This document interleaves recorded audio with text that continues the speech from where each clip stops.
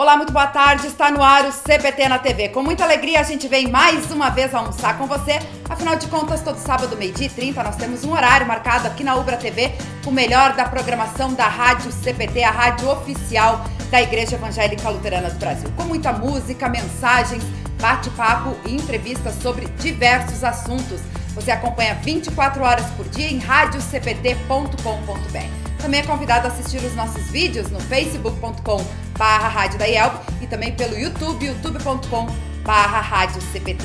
E a gente abre o cardápio de hoje compartilhando com você um projeto muito legal desenvolvido pelo pastor Gabriel Zonta em Cariacica, no Espírito Santo, um projeto de estudos sobre a Bíblia lida em Nárnia. Confira aí. Hoje a gente tem uma variedade de literatura muito grande, né? E olhando assim para um projeto como esse, até eu estava assistindo a palestra, até que a Rádio CPT divulgou a palestra do pastor Eli Prieto, né? Isso. E ele falando sobre como o nosso tempo agora, um tempo pós-moderno, ainda que não tão concreto como poderia ser, né? Mas ele tem algo que facilita muito, que é o uso da criatividade para você falar sobre Bíblia, né? E a literatura, ela se torna um instrumento muito bacana para isso, porque ela é uma narrativa, ela é uma história, né? Ela traz um universo inteiro com o qual eu posso dialogar, e esse universo das Crônicas de Nárnia, em especial, ele permite que a gente dialogue com um cristão que escreveu pensando coisas envolvendo teologia dentro de um universo de fantasia, né? E isso é extremamente atrativo hoje em dia. A gente está num mundo de narrativas fantásticas, né? Vingadores esse ano foi o filme mais assistido da história, né? Então a gente tem esse mundo voltado para narrativas e voltado para mundos de fantasia. Então a facilidade de você conseguir contato com essa geração atual é muito bacana, né? É um imã, acho que, para um trabalho assim. Uma coisa que é importante entender como Lewis trata a fantasia, né? Primeiro que ele diz assim, né? As pessoas diziam que ele, como é que ele já adulto gostava de coisas de criança, né? Ele inclusive usa o exemplo assim de que ele gostava de suco de laranja quando ele era criança, e quando ele fica adulto, só porque ele pode agora tomar vinho, outras bebidas de adulto, não significa que ele deixou de gostar de suco de laranja, né? Então ele diz assim, a fantasia, ela tem uma função muito interessante de ela criar um mundo diferente, e nesse mundo diferente ela poder transmitir uma mensagem, né? O grande foco de uma literatura de fantasia é transmitir uma mensagem com a sua história, né? E assim como a poesia, às vezes assim você descrever um sentimento é uma coisa, né? Agora você lê a poesia sobre esse sentimento, de uma certa forma a compreensão desse sentimento começa a tornar-se ser experienciado de uma forma mais profunda, né? Da mesma maneira, Lewis ele usa da fantasia para transmitir uma mensagem cristã, né? De uma forma ainda mais profunda. A narrativa tem esse poder, né? A narrativa, a metáfora, a poesia, ela tem esse poder de transmitir de uma forma ainda mais intensa algo que somente descritivo não tem tanta intensidade, né? Ou que tem uma intensidade inferior, né? Então o uso da literatura para testemunhar a fé cristã nesse sentido é fantástico, né?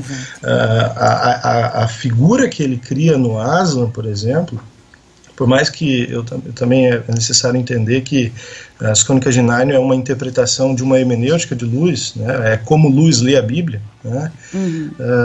Mas mostra assim aspectos interessantíssimos, né? Por exemplo, a forma como o Aslan fala, né? A forma como as pessoas reagem, né? Mostra uma certa intimidade com aquele personagem, mostra uma intensidade no relacionamento que a gente cria com o personagem. Eu falei muito com o pessoal aqui quando a gente se reuniu sobre eles lerem Gênesis 1 e 2, porque a primeira crônica fala da criação de Nárnia, né? E eles lerem a criação em Gênesis 1 e 2, que é, de uma certa forma, por mais que também seja lindo, né? ainda assim é um pouco mais direto e mais, vamos dizer assim, técnica a linguagem da Bíblia, né? Lewis, por exemplo, faz Aslan criar o mundo de Nárnia cantando, né? E ele canta e no cantar o mundo cresce, né? Então mostra assim uma relação bastante do cantar do coração, uma coisa muito mais pessoal, né? Então, nesse sentido, olhando para esse mundo de narrativas que a gente tem hoje, o uso da fantasia para testemunhar a fé cristã, ela é um instrumento formidável, né? Primeiro porque ela consegue transmitir rapidamente e de uma forma intensa aquilo que está, talvez, de uma forma profunda, escondido atrás do texto, né? E ao mesmo tempo ela chama muito atenção, né? É fácil você, com a narrativa, com a fantasia, você entrar. E uma outra coisa sobre fantasia, né? A fantasia me permite, um mundo fantástico, né, cheio de possibilidades, permite eu dialogar com ele também com um mundo de possibilidades, né? Então, assim, num mundo onde existem leões falantes, onde é que existem animais falantes, né? Onde é que existe uma história que narra aquele mundo todo, né? Eu posso dialogar também com coisas que muitas vezes o meu mundo não aceita, porque o mundo da fantasia aceita, né? Aceita eu falar de fé, aceita eu falar de esperança, aceita eu falar de virtudes, né? Coisas que às vezes no diálogo não fantástico, né, talvez fique um pouco de fora, né? Mas é interessante esse uso, né? E Lewis e Tolkien também faz isso, né? O meu próximo projeto é, se Deus quiser, trabalhar com O Senhor dos Anéis. Também faz esse mesmo estilo, né? Um trabalho em que você coloca a fé cristã lá dentro e você acaba atingindo níveis muito profundos de compreensão, absorção da ideia que a fantasia quer transmitir, né? Se eu olhar só para a fantasia, parece uma coisa boba. Se eu olhar para trás, por detrás da fantasia, a mensagem que ela quer me trazer, eu vejo a profundidade da inteligência pelo menos esses dois autores que eu mencionei. Muito legal esse projeto desenvolvido em Cariacica, falando aí sobre a Bíblia lida em Nárnia. Você já ouviu falar sobre os heróis da fé? O pastor Alexandre Vieira conversou com a gente apresentando quem são eles e os exemplos que eles trazem para nós ainda hoje. A gente sabe que Moisés também matou um egípcio num momento de fúria. Quer dizer, essas pessoas são pessoas normais. Só que quando a gente olha para a vida deles, ela é marcada, e é isso que Deus frisa nesse capítulo para nós, né? É isso que o Espírito Santo nos mostra. Eles tiveram fé. A fé é exemplificada na vida deles, de pecado, de vitórias, de derrotas, e isso Deus quer que a gente olhe, né? E que a gente imite a fé deles, que a gente imite mesmo nas nossas fraquezas hoje, ou nas nossas vitórias, independente de quem nós somos, que nós saibamos que nós temos que exemplificar a fé também para as outras pessoas e crer nesse mesmo Deus que eles criam, né? É exatamente isso, né? A fé não depende da gente, né? Muito bem colocado, né? Então não olhar para essas pessoas e dizer, se eu fizer assim como ele fez, aí dependeria de mim. Né? Se eu conseguir agir como Moisés, se eu hoje... Né, essa importância que ele teve, não. O exemplo de fé é uma coisa que não depende da gente, né? A gente crê nesse Deus que ele crê, sim, então a gente também está dentro, né? Tá até dentro dessa lista. Isso é algo importante, não depende de nós. É a ação de Deus na vida deles e a ação de Deus na nossa vida hoje também, né? Quando a gente leu agora, nesse capítulo 11 de Hebreus, uma coisa que chama atenção é que tanto o início dele quanto o final dele não está falando das pessoas do passado. E isso a gente deveria ter em mente também. No início diz assim, ora, a fé é a certeza de coisas que se esperam, convicção de fatos que não se veem. Pela fé os antigos obtiveram bom testemunho e pela fé entendemos que o universo foi formado pela palavra de Deus e por aí vai. Começa falando de nós, né? E no finalzinho do capítulo 11 diz assim, todos estes, essa lista enorme, mesmo tendo obtido bom testemunho por meio da fé, não obtiveram a concretização da promessa, porque Deus tinha previsto algo melhor para nós, para que eles sem nós não fossem aperfeiçoados. Ou seja, o que isso nos mostra, né? Que nessa lista gigante, que a gente leu de heróis, entre aspas, vou dizer exemplos de fé, talvez melhor, né? Nessa lista gigante de exemplos de fé que esse capítulo 11 de Hebreus nos mostra, a gente também entra. A gente também faz parte dessa lista. Né? Esses heróis hoje quem são? São nós, somos nós. São as pessoas que têm a mesma fé que eles tinham. Porque eles aparecem ali para dizer, olha gente, isso é o que é fé. E aí no final diz, essas pessoas, elas criam esperando quando o Messias viria, quando Jesus viria, iria morrer, mas elas todas morreram antes disso. Por quê? Porque Deus tinha um plano para nós. Deus queria que nós entrássemos aqui também. E elas não fossem aperfeiçoadas, ou elas não vivessem todo esse paraíso eterno sem nós. Deus esperou por nós. Então quem são esses heróis da fé, de certa forma, de hoje em dia? Somos nós. Pastor Evandro, Luana, eu, esses ouvintes, as pessoas que creem em Jesus Cristo, que têm a mesma fé, que esperam pela mesma pátria celeste que eles esperaram. Essas pessoas que confessam seus pecados, as pessoas que comem o corpo e bebem o sangue de Jesus Cristo na Santa Ceia, a gente que vive no lado de uma geração que talvez não anda com Deus, a gente que talvez sofre deboche, que tem dúvidas, que muitas vezes duvida e não sente o amor de Deus, dá para dizer isso também, né? Mas nós, em que última análise, cremos que Deus está andando conosco, cremos que Ele tem promessas para nós. Nós somos hoje, ou deveríamos ser, aqueles que creem, são sem dúvida, na verdade, são os exemplos de fé, né? Talvez a gente não vai libertar o povo do Egito, nós não vamos ser como Moisés, nós não vamos governar sobre o Egito lá como José, nós não vamos ser pai de uma geração como Abraão, né? Esses são exemplos aí para nós, certamente eles são muito importantes, mas a fé que eles tinham é a que nós temos, e nós de certa forma estamos numa posição privilegiada, né? Nós sabemos que Jesus já veio, eles não viram isso, nós já temos a morte e a ressurreição de Cristo, mas nós seríamos os exemplos de fé nos dias de hoje, né? Então, nisso eu vejo que essas pessoas são diferentes dos heróis em quadrinhos, como eu dizia lá no início, né? A gente não olha para os heróis e tenta imitar o poder deles, mas esses aqui estão para serem imitados, né? Eu olhar para o Sansão, por exemplo, o Sansão está nessa lista de exemplo ou herói de fé. O que ele fez, né? Ele era um cara super forte, mas de certa forma arrogante. O Sansão era super bobão, né? A gente sabe que o Sansão, ele deixava ser dominado pelo próprio poder dele, digamos, da força, né? Muitas vezes ele fez isso. Uma vez ele amarrou 300 raposas pela cauda, botou tochas no meio, ateou fogo e largou nos campos dos filisteus, né? Isso não era uma coisa muito legal de se fazer. Uma vez ele lançou um enigma, uma charada para uns caras, e eles se acertaram, e ele ficou tão indignado, ele tinha dito que daria 30 roupas para aquele que acertasse. Ele ficou tão indignado que ele matou 30 homens, roubou a roupa e deu. Quer dizer, ele fez várias coisas, atrocidades, mas ele está aqui por quê? É para eu olhar para o exemplo dele e dizer, pois é, por que esse cara está aí?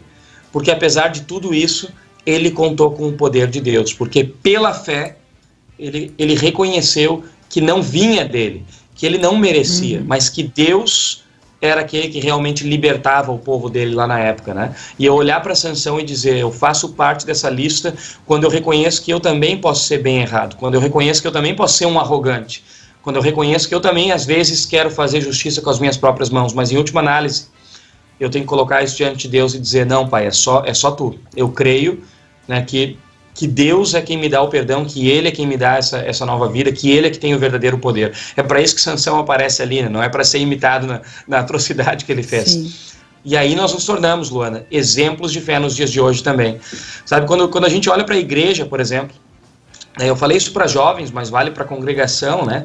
A gente quer fazer o melhor trabalho possível, e eu sou pastor, eu sei disso, né? Você como radialista, como jornalista, quer fazer o seu trabalho, pastor Evandro, e quem está nos ouvindo. A gente quer fazer o nosso melhor trabalho, na igreja é assim, né? A gente quer fazer o melhor. Mas olhando para esse capítulo, a gente deveria pensar, né? Será que aquilo que eu estou fazendo está me mostrando como um herói ou está realmente exemplificando essa fé que a Bíblia quer que seja exemplificada? Em outras palavras, né? Será que o culto que eu lidero ou do qual eu participo ou que eu vou como membro, enfim, né? Será que o meu departamento de jovens, de servos, de leigos, quando alguém me vê numa posição lá liderando, tocando, orando, enfim, será que essas pessoas vão sair com a impressão, poxa, que legal, né? Olha, eu nunca vou ser assim. Ou que legal que essa igreja faz, olha quantos recursos ela tem. Será que é essa a impressão que as pessoas têm?